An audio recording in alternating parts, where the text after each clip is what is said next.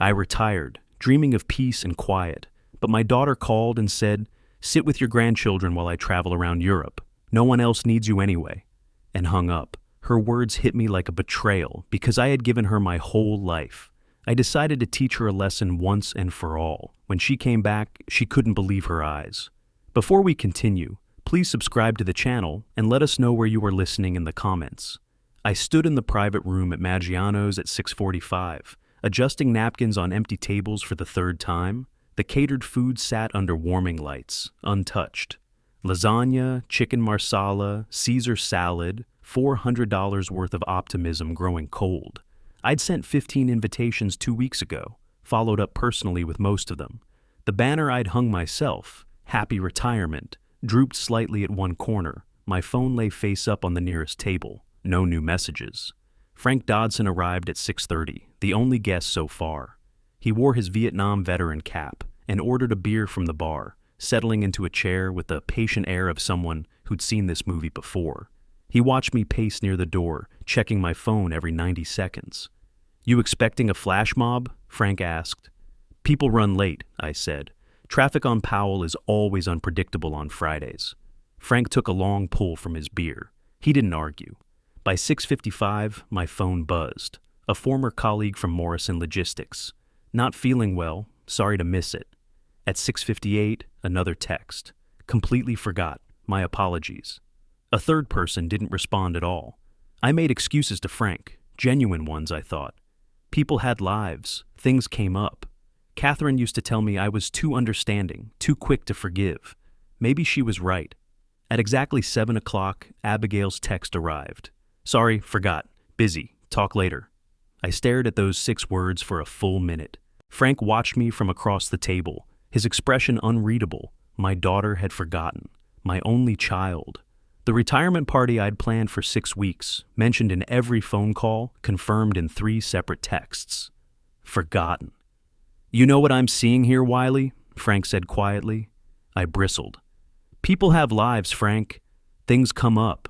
"Sure they do." Something in his tone made me look up. He wasn't mocking me. He was sad for me, which somehow felt worse. The restaurant manager, Maria, mid-40s, kind eyes, approached around 7:15. "Mr. Elliott, should we start packing up the food? I have another booking at 9. I nodded numbly. The party was over before it began. Frank signaled the waitress for 2 more beers and pulled out the chair across from him. "Sit down," he said, not unkindly. I sat. "That's your daughter's idea of an apology?" Frank gestured toward my phone. "She forgot. It happens." "Does it?" Frank leaned back. "Or did she just not bother remembering?" I wanted to defend her. Abigail was busy. 2 kids, a husband, the chaos of daily life. But the words caught in my throat. I'd raised her alone after Catherine died 5 years ago. Worked overtime to give her dance lessons, college tuition. A wedding that cost more than my first car. I'd thought family meant something different, something more than 6-word text messages. By my 3rd beer, the careful composure I'd maintained for 67 years started cracking. "I worked 40 years at Morrison Logistics," I said, my voice raw. 40 years, loaded trucks, managed routes, climbed to operations manager. And I can't get 15 people to show up for 2 hours. Frank was quiet for a moment. "How many of those years did you spend helping other people?" "That's what you do," I said. "You show up. You help." "And when did they show up for you?" I had no answer. "Around 8, Frank asked carefully. "Your daughter calls you much?" "Of course. We talk every week." The lie came automatically. To talk or to ask? I went silent. Catherine's voice echoed in my memory. One of our last arguments before the cancer took her. "You're spoiling that girl, Wiley, making everything too easy. She'll never learn to stand on her own." I'd dismissed her concerns. Abigail was grieving, I'd said. She needed support. Near closing time, Maria packed the retirement cake into a to-go box. "Congratulations, Wiley," in blue frosting, untouched. The main dining room hummed with laughter and conversation. Other people's celebrations, other people's families. Our private room felt like a museum of disappointment. Catherine used to say I spoiled Abigail, I admitted, almost to myself. Made everything too easy. Maybe she was right. Frank nodded slowly. Maybe she was. Question is, what are you going to do about it? I looked at him. Something shifted in my chest, subtle as a foundation settling. Not anger yet, not quite, but no longer the passive acceptance that had defined most of my life. At 9 o'clock, Frank and I stood in the parking lot under sodium lights. He clapped my shoulder once, a veteran's economical gesture of solidarity. You need anything? I'm next door. I nodded, got in my car. As I drove home through Portland's evening streets, I didn't turn on the radio. The silence followed me, like a companion I was just beginning to understand. The porch light was on. I'd left it on this morning, optimistic. Inside, everything would be exactly as I'd left it. I was still wearing the shirt Catherine bought me. My phone was in my pocket, and soon it would ring again. Saturday evening found me in my living room, surrounded by ghosts. I'd been cleaning since noon, scrubbing baseboards, organizing closets, anything to keep my hands busy. The house was unusually tidy now. I wore old jeans and a faded Timbers t-shirt. Yesterday's shirt sat in the laundry basket, still smelling faintly of the restaurant's garlic bread. The TV flickered on mute. I wasn't watching. Instead, I'd pulled out photo albums I hadn't opened in months. Catherine at our wedding, her smile bright and unguarded. Abigail at 6, missing her front teeth, holding a trophy from some forgotten soccer league. Birthday parties I'd organized alone after Catherine died. School plays where I'd been the only parent in the audience for my child. I found Catherine's journal around 8:30, tucked in the bottom drawer of her nightstand. I'd never been able to throw it away. Her handwriting was precise, teacher neat. I flipped through pages randomly, then stopped at an entry from Abigail's junior year of high school. One line was underlined twice. I worry we're making things too easy for her. She expects everything to be handed to her now. My phone rang at 9:15. Unusual. Abigail rarely called at night. I almost didn't answer, still stinging from yesterday. But habit won. Dad!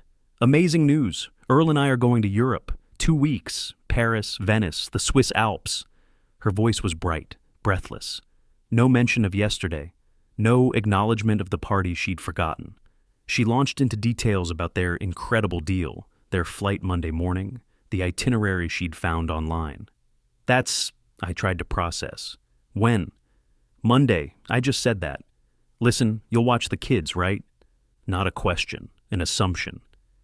Abigail, I had some plans for this month. Plans? She laughed. What plans? Dad, you're retired. You told me you'd have more time for family. I meant visiting, maybe taking some trips. This is family. Lily and Mason need their grandfather. It's only 2 weeks. Earl's voice echoed in the background, loud enough for me to hear. Tell him he's got nothing else going on. Abigail giggled. Earl's right. What else are you doing? I tried one more time. The timing is just sudden. Oh, and can you spot us 2,000 for hotels? European lodging is insane. We'll pay you back when we get home. My hand tightened on the phone. Like the 3,000 for your transmission? Dad, don't be petty. That's different. How is it different?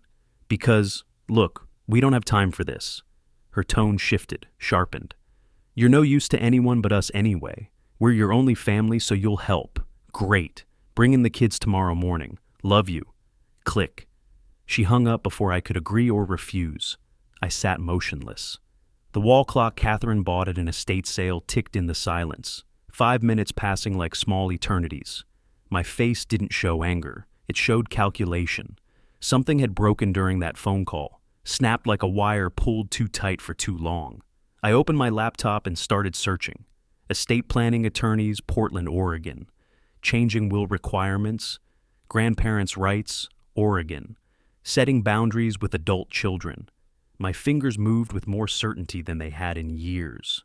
The filing cabinet yielded folders I hadn't reviewed in months. My will, dated 2020, leaving everything to Abigail. My bank statements, savings account showing $340,000, money I'd accumulated through 40 years of careful living. The deed to this house, paid off, worth $420,000 according to the last assessment. I created a new document. Financial history, Abigail. Then I began listing. Dance classes for Lily, $120 monthly for 2 years. Mason's soccer fees, $85 monthly for 18 months. The car repair loan, $3,200, never repaid. Her wedding contribution, $8,000. various emergencies totaling 4,800 more. The transmission she'd just mentioned, 3,000. The total came to $26,400 over 3 years. None of it repaid, none of it acknowledged. I pulled up more search results. Legal definitions of financial elder abuse. How to modify a trust. Requirements for grandparent visitation rights in Oregon. The words blurred together, but a plan began forming. Not impulsive, but methodical. 40 years in logistics had taught me how to map complex systems, identify pressure points, execute changes efficiently. At 10:15, I turned to Catherine's photo on the mantle. Our wedding day, 1984. She wore a simple white dress and daisies in her hair. Her smile was bright and real before life taught us both about loss. "I'm sorry, Kate," I said quietly to her image. "I spoiled our girl. You told me I was making things too easy, and I didn't listen, but I'm going to fix it. I'm going to teach her what you wanted her to learn, even if she won't like the lesson." Catherine's face smiled back, frozen in that moment of hope. I moved her photo from the mantel to my desk, propping it where I could see it clearly. Then I pulled up the contact page for 5 estate planning attorneys, noting their Monday morning availability.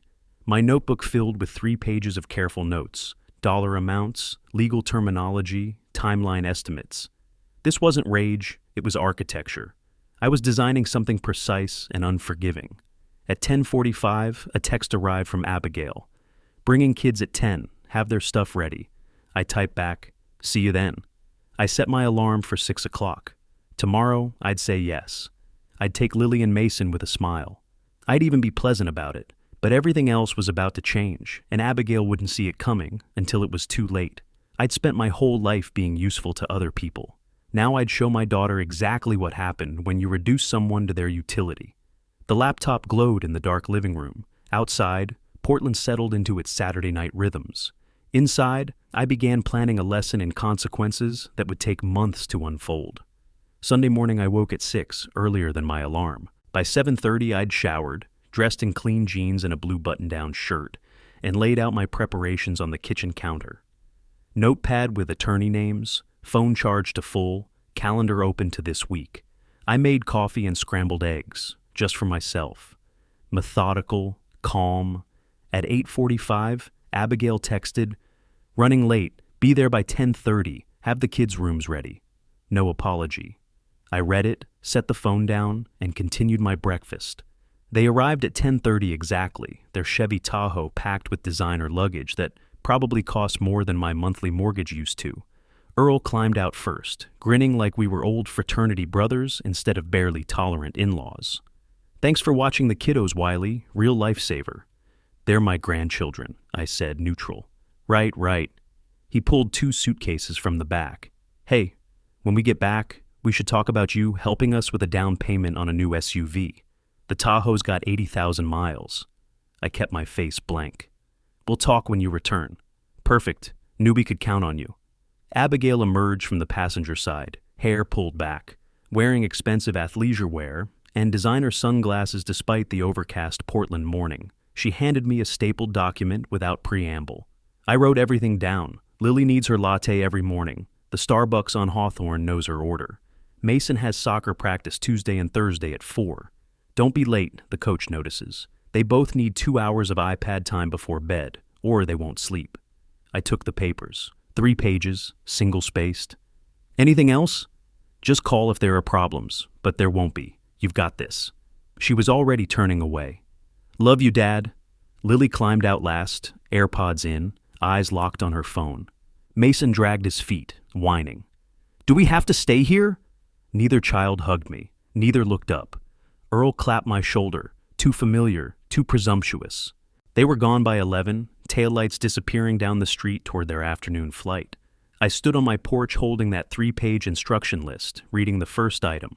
Important, Lily needs Starbucks vanilla latte every morning. Something cold settled in my chest. Not anger, purpose. I called the children into the kitchen at 11:15 and sat them at the table. Lily kept her AirPods in. Mason slumped in his chair. "I'm going to read your mother's instructions," I said. "I want you to hear them." I read all 3 pages aloud in my steady voice. The daily latte requirement. The specific brand of organic yogurt.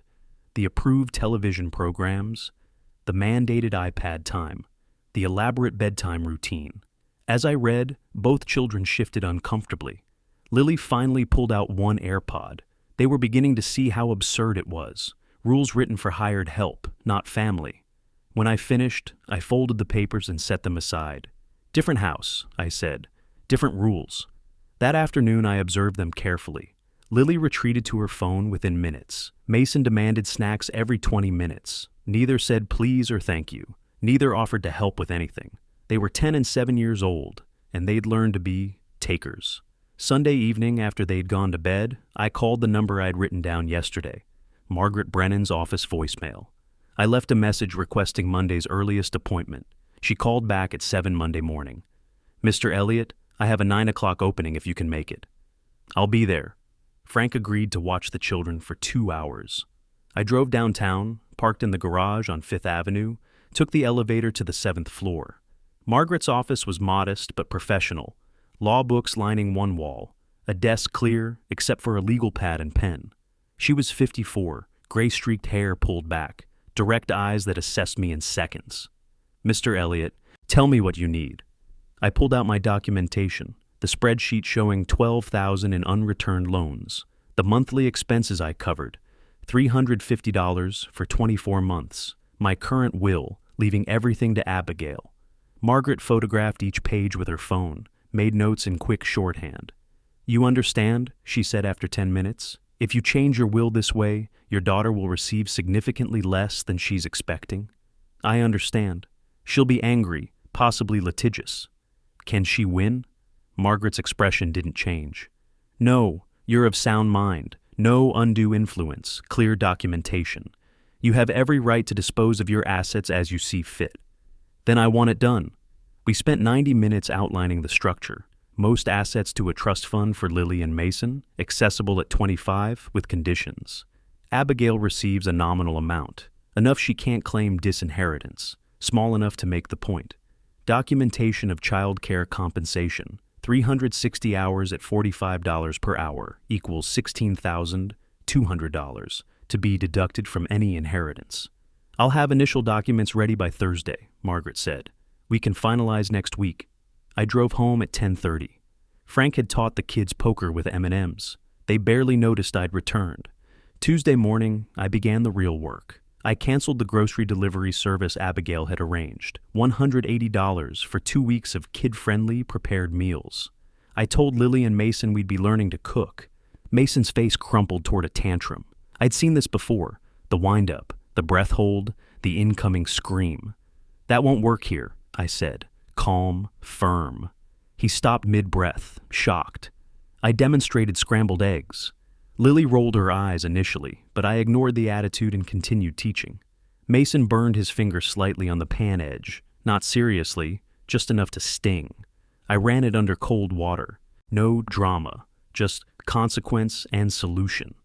"Pay attention when you're near heat," I said. "The pan will burn you if you're careless." He nodded, eyes wide.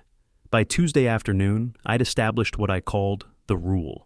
I wrote it on an index card and taped it to the refrigerator. 1 hour of screen time must be earned with 1 hour of productive activity, reading, cleaning, cooking, outdoor play. Lily protested. "Mom doesn't make us—" "I'm not your mom." The words hung in the kitchen. She stared at me, recalculating. Tuesday evening, we made spaghetti together. Mason tore lettuce for salad. Lily read the recipe card aloud. The TV stayed off, no devices in sight. I browned ground beef and showed Mason how to tell when it was done. My phone buzzed. "Margaret, initial documents ready for review. Can you come in Thursday 10 a.m.? I glanced at it, set the phone down, returned to teaching. The transformation had begun. But it was only day 1 of the new regime, and I had 13 days to complete the lesson before their parents returned. Wednesday morning arrived with unexpected quiet. I came downstairs at 7:30 to find Lily already in the kitchen, setting the table without being asked. Mason still needed prompting, but appeared on time, hair uncombed but present. Small changes. I noticed everything. I'd started keeping a journal, a composition notebook from the drugstore. Each evening after the children went to bed, I recorded the day. activities, expenses, behavioral observations, moments of progress. The notebook sat on my nightstand, filling slowly with evidence. Wednesday, I canceled the water park outing Abigail had scheduled, $120 for 3 tickets. Instead, I drove the kids to Laurelhurst Park, free admission, old playground equipment, duck pond. Lily protested from the back seat. Mom said we were going to the water park. Plans changed. At the park, she sulked for 10 minutes before getting absorbed in feeding ducks with bread I'd brought from home. Mason discovered he liked climbing on the vintage playground structure, metal and wood, built before everything became plastic and safety conscious. I photographed the water park cancellation confirmation on my phone, saved it to a folder labeled June 2025, Grandchildren. Thursday, I drove Lily to dance class, but stayed to watch, something I'd never done before.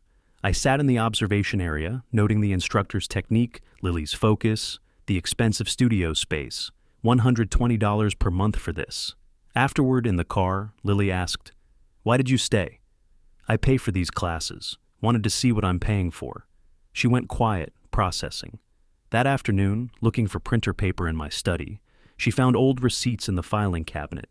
Dance classes, $120 monthly for 24 months. Total, $2,880. At dinner, she asked, "Grandpa, how much do my dance classes cost?" I measured my answer. "Why do you ask?" "I found receipts, $120 every month." "That's right." Silence stretched between us while I chopped onions for the stew. "Does Mom know you pay for it?" "She knows." "Does she say thank you?" I stopped chopping, looked at her directly. "What do you think?" She said nothing, staring out the kitchen window. The first weekend, June 21st and 22nd, I took them to the library Saturday morning. Mason got his first library card, thrilled by the official laminated rectangle with his name printed on it. He chose books about space. Lily selected historical biographies. Sunday morning, surrounded by Catherine's photo albums, Lily asked, "Why doesn't Mom talk about Grandma?" I chose my words carefully. Sometimes people avoid discussing loss. It hurts. "Were you sad when she passed?" "Every single day for 5 years. Still am sometimes." Mason looked up from a photo of Catherine in her garden. "What was she like?" "Kind, fair. She believed everyone should earn what they receive and appreciate what they have." During the second week, patterns solidified. By day 4, I wasn't enforcing rules anymore. The children were following them. Lily completed her productive hour before asking for screen time. Mason cleared his plate after meals automatically.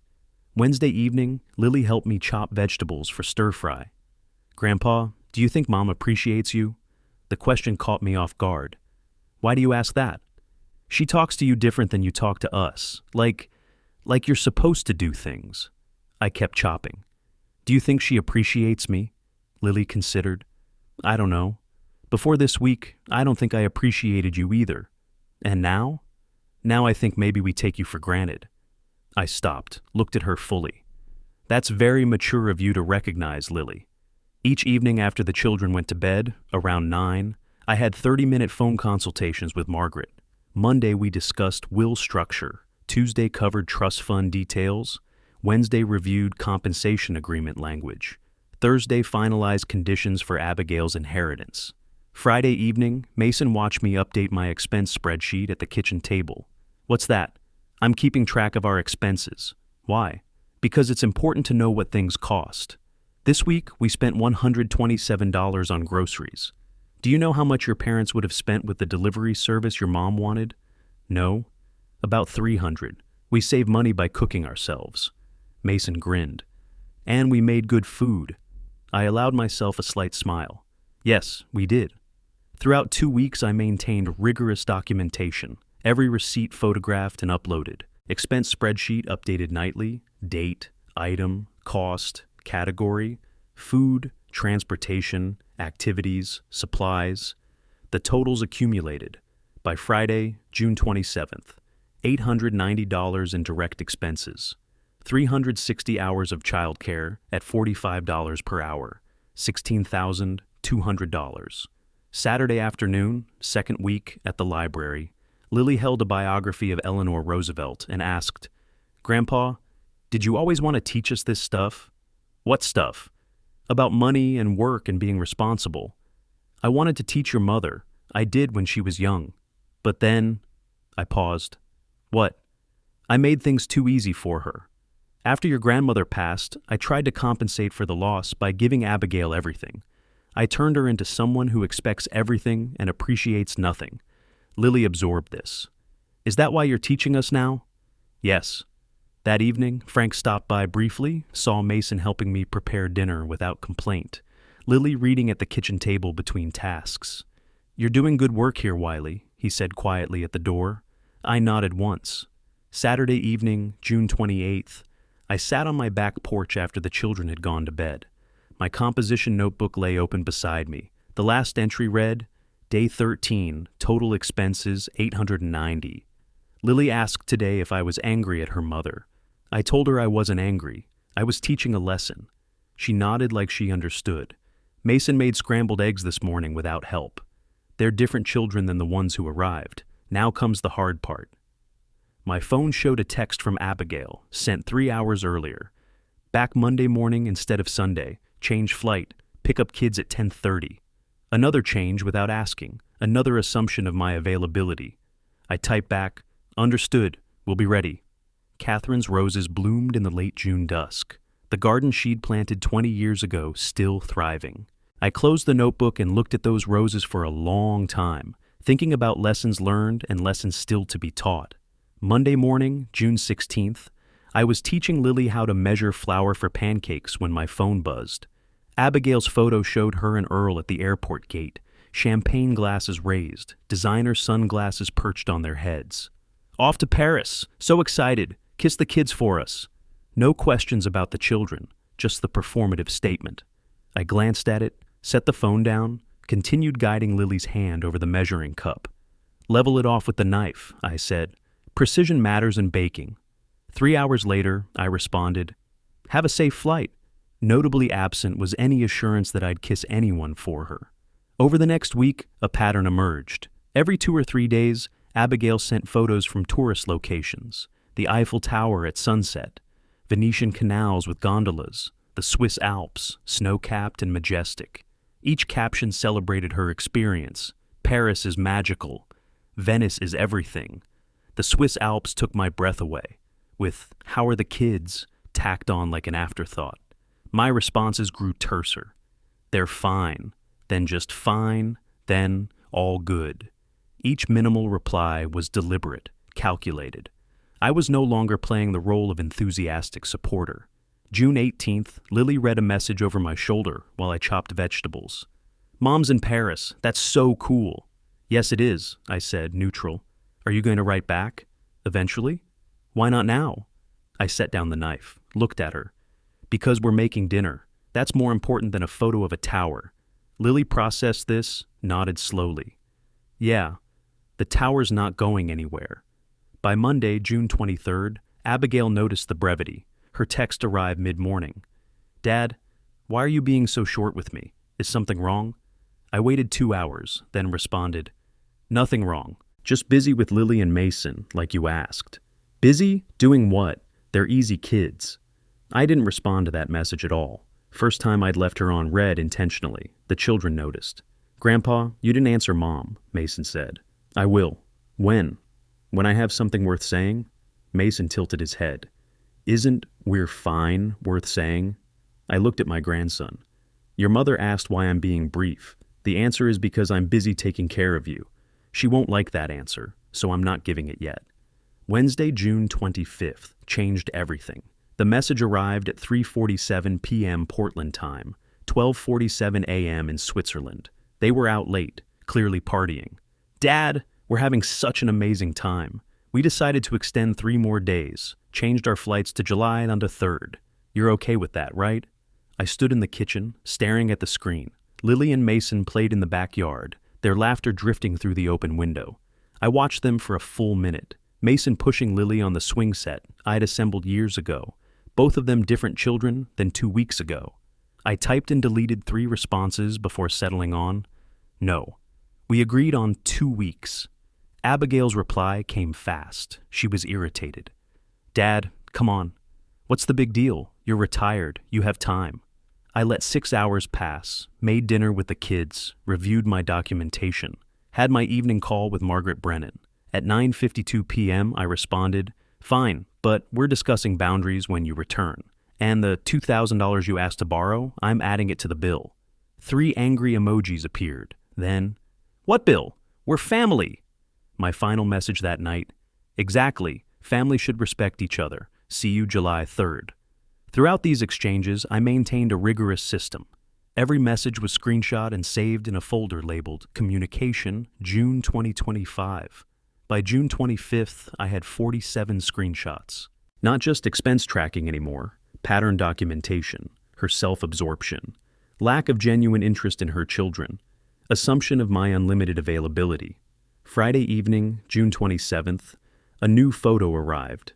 Abigail and Earl at a Michelin-starred restaurant in Zurich, elaborate plates in front of them, wine glasses glinting. Amazing dinner, worth every penny, I calculated silently.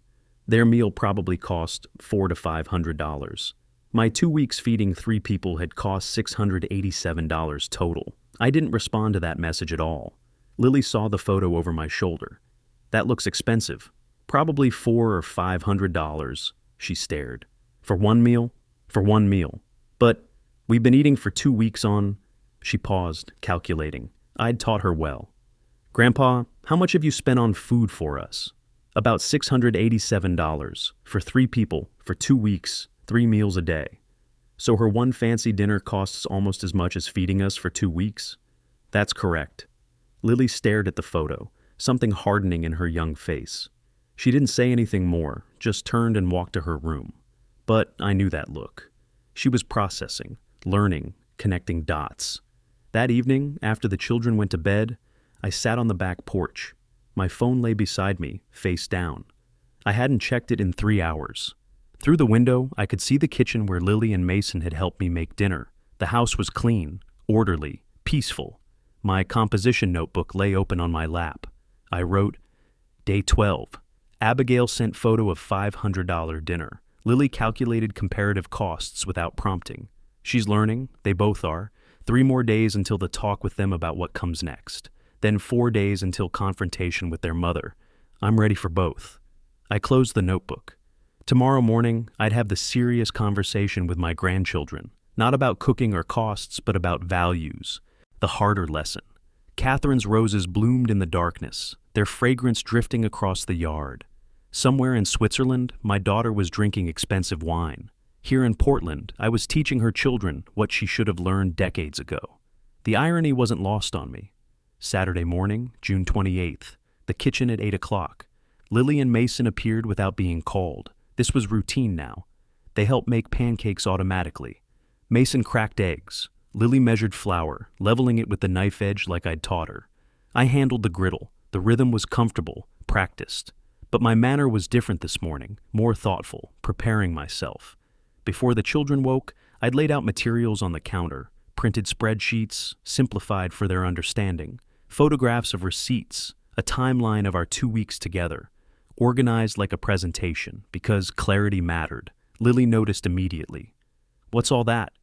"Something I want to show you after breakfast." When the pancakes were ready and we were seated, I didn't immediately start eating. This signaled something different. Lily set down her fork. Mason stopped mid-chew. "I need to talk to you both about something important," I said. "Not because you're in trouble, but because you're old enough to understand certain things." Lily leaned forward, immediately attentive. "What things?" "Things about family, respect, and what people owe each other." Mason's voice was cautious. "Are we in trouble?" "No, buddy, but we need to talk about how families should work." I slid the first sheet across the table between the syrup and butter. Simplified expense tracking. Lily's dance, $2,880 over 2 years. Mason's soccer, $1,330 over 1.5 years. Other activities, $1,200. They stared at the numbers. Lily traced the dance figure with her finger, processing. "Is that a lot?" Mason asked. "It's what I chose to spend because you're worth it, but it should be appreciated." Lily looked up. "Grandpa, do you remember finding those receipts for your dance classes?" She nodded. $120 a month. For 2 years. That's $2,880 total. I paused. I pay it because watching you dance makes me happy. But do you know what would make me happier? Lily's voice went quiet. If Mom said thank you? Yes. I showed them the second sheet. 2 weeks with Grandpa. Food, $687. Gas, $84. Activities, $65. Supplies, $54. Total, $890. Below it, 2 weeks of childcare at normal rates. 240 hours, $45, $10,800. Mason's eyes widened. You're not charging Mom that, are you? No, but she should understand what she's asking for. I leaned back, folding my hands. When you arrived 2 weeks ago, do you remember how you acted? Lily looked uncomfortable. I was on my phone a lot. I was, kind of whiny, Mason admitted. You were copying what you saw. Children learn from watching adults. Your grandmother used to tell me, Wiley, we're making things too easy for Abigail. She was right. I gave your mother everything, and she learned to expect everything. I'm not making that mistake with you. The kitchen was quiet except for the clock ticking on the wall. Catherine's clock, the one she'd chosen at an estate sale 20 years ago. Lily's voice came small. Grandpa, did we behave badly? Before, I mean. When we first got here? I chose my words carefully. You behaved like children who hadn't been taught certain lessons. That's not your fault. You're learning now. You're different people than you were 2 weeks ago. Are you going to tell Mom we were bad? No, I'm going to tell your mother that she needs to teach you respect and appreciation. That's a parent's job. Mason worried at his lower lip. Is Mom going to be mad? Probably.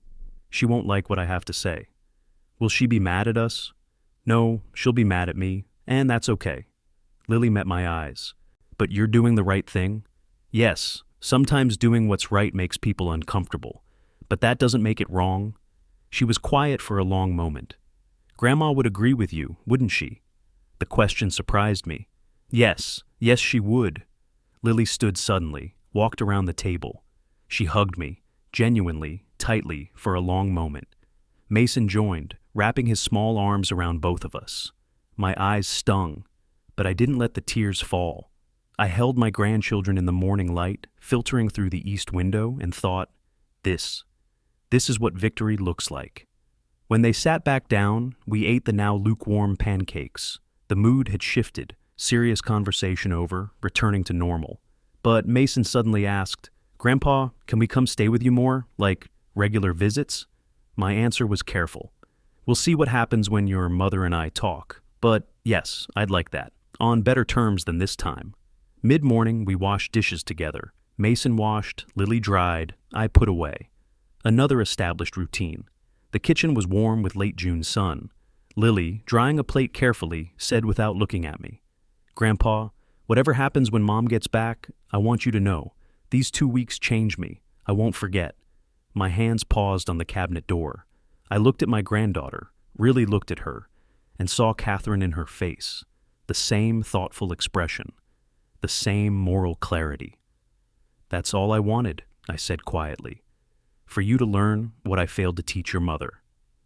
Mason, practical as always. When does Mom get back?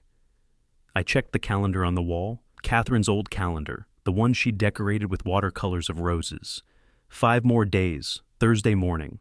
The number hung in the air between us, 5 days until everything changed. Monday morning, July 1st. I woke before my alarm, dressed in khaki slacks and a button-down shirt, more formally than I'd worn in weeks, leather shoes instead of sneakers. When I came downstairs at 7, Lily noticed immediately. You look fancy, Grandpa. I have important business today. I cracked eggs into a bowl, started breakfast. Mason appeared, rubbing sleep from his eyes. What kind of business? The kind that grown-ups handle with lawyers. Lily's expression sharpened. Is this about Mom? I met her eyes while whisking the eggs. It's about making sure everyone in our family understands respect, including me respecting myself. I'd arranged day camp for them at the Southeast Community Center, $40 well spent for freedom to finalize everything without worry. The counselor greeted us warmly at 8:30. Mr. Elliott, the kids will have a great time. I drove downtown, parked in the same garage as before, took the elevator to the 7th floor. Margaret Brennan's office at 9 sharp. The documents covered her desk in organized stacks, tabs marking every signature line. Everything is ready, Mr. Elliott. Shall we begin? She walked me through each section methodically. The new will, house valued at $420,000, going to a conservation charity with a buyback option for Abigail at fair market value if she wanted it within 90 days. Cash savings, $340,000, into a trust for Lillian Mason, accessible at age 35 or upon proof of financial responsibility, whichever came first. Abigail received a nominal $25,000, enough she couldn't claim complete disinheritance, small enough to make the point crystal clear. I read every page carefully, used my reading glasses, ran my finger down paragraphs. When we reached the compensation agreement section, I paused. 360 hours at $45 per hour, $16,200. Standard child care rate in Portland, Margaret confirmed. Fully defensible. I'm waiving collection. I know, but she needs to see what she demanded of you has monetary value, that your time isn't free. She'll say family doesn't charge family, and you'll say family doesn't exploit family. I signed each document with the fountain pen Catherine gave me on our 25th anniversary, the pen I'd carried through this entire process. Each signature deliberate, witnessed by Margaret's paralegal Sarah, notarized with the heavy chunk of the embosser stamp. Official, irreversible, binding. Mr. Elliott, once you sign these documents, your daughter will receive significantly less than she expects. Are you certain this is what you want? Completely certain. She may contest. Can she win? No. You're of sound mind. These provisions are legal in Oregon, and your documentation of her behavior supports your reasoning. Then let's proceed. The final signature went down at 10:15. Margaret handed me 3 manila folders, one for my records, one for presentation to Abigail, one backup. These are now legally binding as of this moment, she confirmed. I wrote her a check for $2,850 without hesitation. At 3 o'clock, I picked up the children from camp.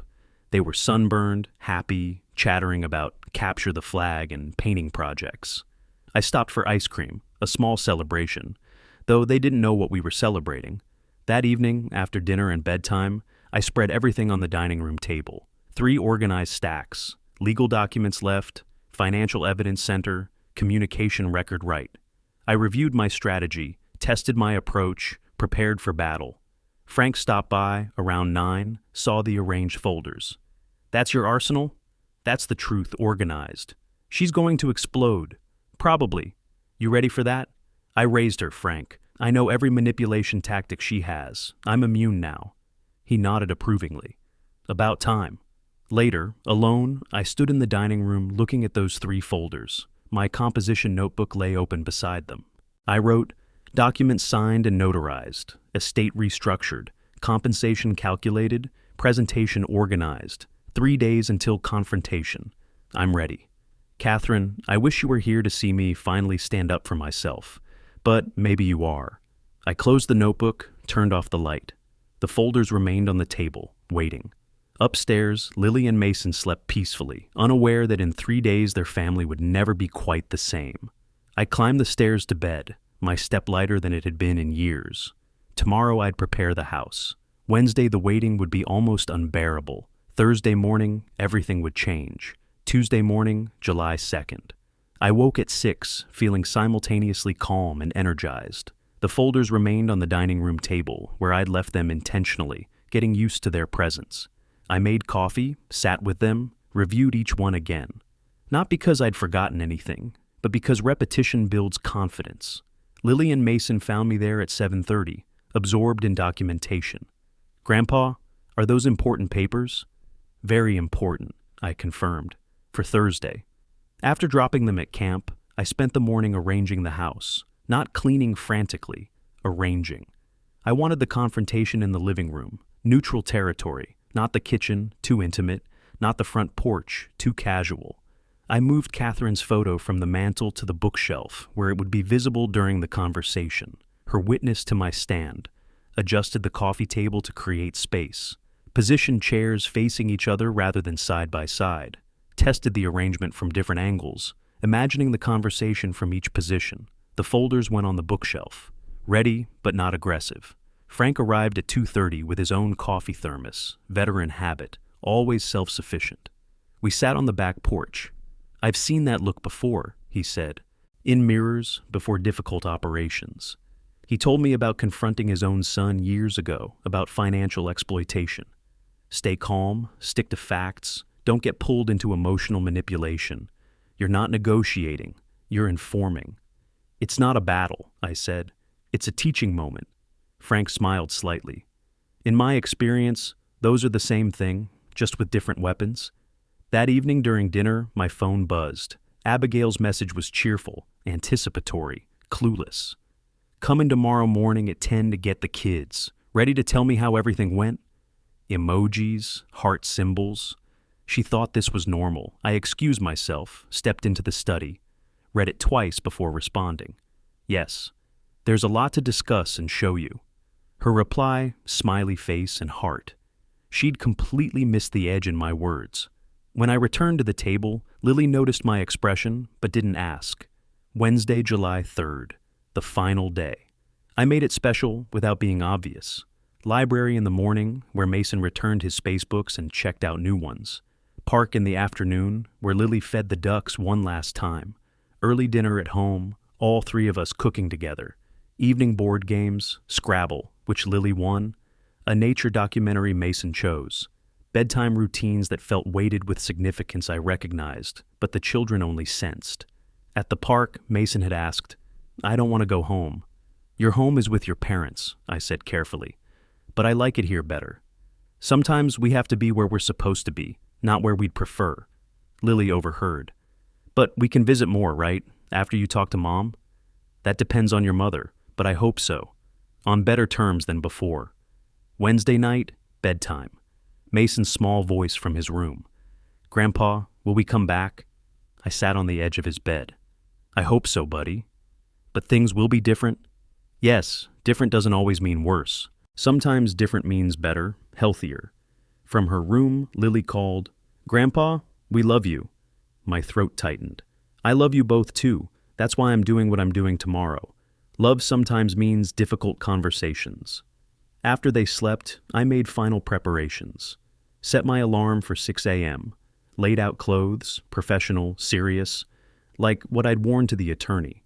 Positioned the folders on the entry table by the front door. Specific order, ready. My final notebook entry was simple. Ready. Wednesday night, approaching midnight, I lay in bed staring at the ceiling. Catherine's side still empty after 5 years. I'd never considered dating, never wanted to. Tomorrow, I whispered to the darkness. Tomorrow I finally do what you always said I should do. I stop being a doormat. I establish boundaries. I teach our daughter the lesson I should have taught her years ago. The house was silent. Down the hall, Lily and Mason slept. On the entry table, 3 folders waited like sentries. For the first time in 2 weeks, sleep came easily. I was ready. Tomorrow at 10 o'clock, everything would change. The clock on my nightstand read 11:47. 12 hours and 13 minutes until confrontation. I closed my eyes and thought of Catherine. Her face, her voice, her strength. The strength I'd finally found in myself. Thursday morning would be Independence Day. Symbolically appropriate. I'd be declaring my own independence from decades of being taken for granted. Thursday morning, July 4th. Independence Day. I woke at 6 without the alarm, surprisingly rested. The house was quiet. I made coffee, sat at the kitchen table with the 3 folders one final time. Not reviewing, just being with them. Lily and Mason came downstairs at 7:30, both subdued. They'd slept restlessly. Breakfast was minimal conversation, maximum tension. Around 9, I had them gather their belongings upstairs. Your parents will be here soon. At 10:15, 15 minutes late, no warning text. Their rental car pulled into the driveway. I watched through the window, European shopping bags visible in the back seat. Both tanned and relaxed. Earl's voice carried as they approached. Wiley, we're back. I opened the door. The children descended the stairs slowly. They hugged their parents, yes, but without the desperate excitement Abigail clearly expected.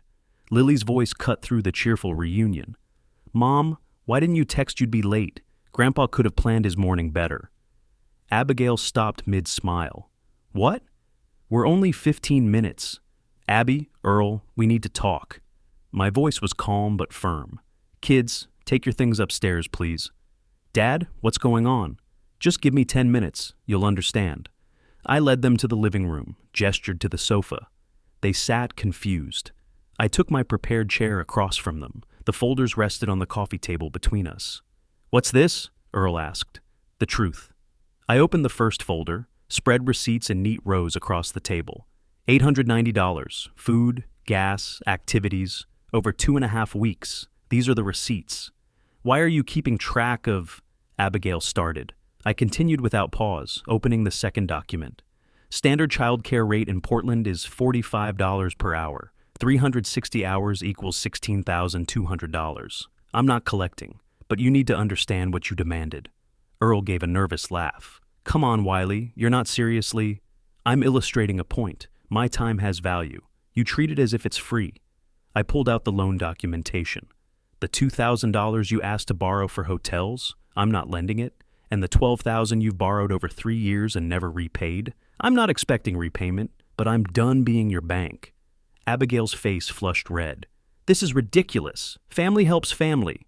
"Yes, and family appreciates family. Family says thank you. Family doesn't say, you're no use to anyone but us." She went quieter. "I didn't mean—" "You meant exactly what you said." Earl tried to recover. "Wiley, I think you're taking things out of context. Abby's been stressed. That's why we needed the vacation. Surely you understand?" "I understand perfectly. You needed a vacation, so you dumped your children on me without real discussion, extended your trip without permission, and never once expressed genuine gratitude. I understand completely. That's not fair. What's not fair is expecting unlimited help while offering zero respect." I reached for the third folder. My hand was steady. "There's one more thing. I've changed my will." Abigail's eyes snapped to focus. "What do you mean, changed your will?" "I mean the house, my savings. You won't inherit them as you expected. Most assets will go to charity or be held in trust for Lily and Mason. You'll receive $25,000. That's all." Silence fell like a hammer. Earl finally managed. "What?" Abigail's face drained of color. "You can't do this." I met her eyes. "I already have. The documents are signed, notarized, and legally binding." I pulled out the will summary, slid it across the table. Earl picked it up, started reading. His eyes widened. Abigail snatched it from him. Her hands shook as she read. The paper crumpled slightly in her grip. "The house is worth approximately $420,000. It will go to the Portland Community Foundation upon my death. You may buy it back at market value after 5 years of proven financial stability." 5 years? What does that even mean? "Steady employment, no bankruptcies, income documentation. My attorney will evaluate." "This is insane," Earl muttered. "This is consequences."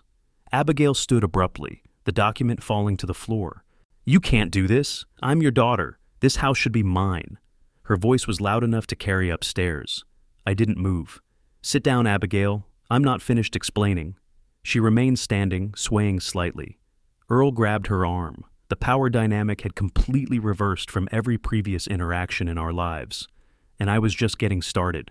Abigail stood above me, trembling with rage. I gestured calmly to the sofa. "Sit down. Let me explain the details." She sat reluctantly, Earl's hand steadying her. "Your inheritance will be $25,000, more than many people receive, less than you expected, exactly what you've earned through your behavior. My savings, $340,000, go into an irrevocable trust for Lily and Mason. They'll access it at 35, or earlier, with proof of financial education and stable careers." "You're doing this to punish me." Her voice shook. "For one comment, one moment of frustration." "Not one comment. 3 years of loans never repaid. 5 years of free childcare without appreciation. Yesterday you said I'm no use to anyone. That wasn't frustration. That was how you really see me. I didn't mean it. You meant it enough to say it, and I mean this enough to do it." She tried a different tactic, desperate. "Mom would be ashamed of what you're doing." That hit something in me. I felt my voice tighten. "Your mother warned me for years that I was spoiling you, that I made things too easy after she died. She begged me to set boundaries. She'd be proud I'm finally listening." "You're lying. Ask yourself why I never remarried, why I dedicated everything to you. Because I was trying to make up for your loss. I turned you into someone who expects everything and appreciates nothing. That's my fault. This is my correction. Earl tried again. Wiley, surely we can work something out. No, this is done. Signed, notarized, legal. Footsteps on the stairs. Lily and Mason appeared in the doorway, holding hands. They weren't supposed to come down yet, but Lily had decided they needed to. Abigail turned to them, expecting support. "Kids, tell Grandpa he's being unfair." Lily's voice was steady, measured. "Mom, Grandpa's right. You weren't nice to him."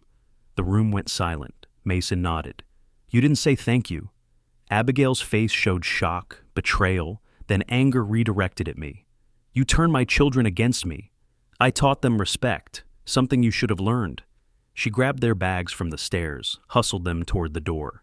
I intercepted, knelt to the children's level. "I love you both, always will, but love means boundaries." I hugged them. Lily whispered, "We love you too, Grandpa." I pulled a small notebook from my pocket, wrote my cell number, handed it to Lily. "Call me anytime, direct line." She folded it carefully, tucked it in her pocket. At the door, Abigail delivered her parting shot. "You'll regret this." I stood straight, meeting her eyes. "The only thing I regret is waiting this long." The door slammed. I stood in the silent house, folders still on the coffee table, Catherine's photo witness to my victory. I walked back to the living room, gathered the folders methodically, returned them to my study. Then I sat in my chair, looked at Catherine's photo, and allowed myself one quiet moment of tears. Release, not regret. A week later, July 11th, a letter arrived in Abigail's handwriting, short, terse. "Dad, maybe you have a point. Can we talk?" I emailed back the same day. "When you're ready to talk as equals." Through August, she called 3 times. Brief conversations, but the tone was different. She asked about my health, my life, actually asked, actually listened. July 25th, the grandchildren visited. Properly scheduled 48 hours in advance. August 15th, they came again. Lily called twice just to talk. Mason sent me drawings. Relationships rebuilt slowly, cautiously, like replacing a cracked foundation one brick at a time. Saturday evening, August 31st. I sat on my back porch in Catherine's old rocking chair, drinking coffee from the mug Lily painted at camp. The Portland evening was perfect, golden light through the maple trees. Frank approached from next door, carrying his own coffee. "Mind if I join you?" I gestured to the other chair. We sat in comfortable silence. Then he asked it. "So, was it worth it?" I didn't answer immediately. Looked at my garden, Catherine's roses blooming, vegetables I'd planted with the grandchildren in July, everything growing properly now that I was tending it. "Yes," I said finally. "Absolutely worth it." Frank nodded. "Your daughter calling more?" "Less frequently, but when she does, she asks about me. Actually asks, actually listens." "And the kids?" A smile crossed my face. "They visited twice this month. Real visits planned in advance. Lily calls me just to talk. Mason sends me drawings." "That's good. That's everything." We sat as the sun set. 2 old men who'd both learned that sometimes the hardest thing you can do is stand up for yourself, especially to the people you love most. I raised my mug slightly. "To Catherine, she was right all along." Frank raised his in return. "To standing your ground." We drank. The sun set over Portland, painting the sky in shades of orange and gold. Somewhere across town, my daughter was learning lessons she should have learned decades ago. My grandchildren were learning them now, while there was still time. I'd spent 40 years at Morrison Logistics, 5 years mourning Catherine, 2 weeks teaching my grandchildren about respect and appreciation, and one morning, one Independence Day morning, finally teaching myself that my dignity was worth defending. The coffee was good, the evening was warm, Frank's quiet company was exactly what I needed. Peace, I'd learned, doesn't come from avoiding conflict. It comes from facing it with clarity, documentation, and boundaries that can't be crossed. I'd done what needed doing. I was living with the satisfaction of that choice. And that, finally, was enough. If you like this story, please like this video, subscribe to the channel, and share your impressions of this story in the comments. To listen to the next story, click on the box on the left. Thank you for watching.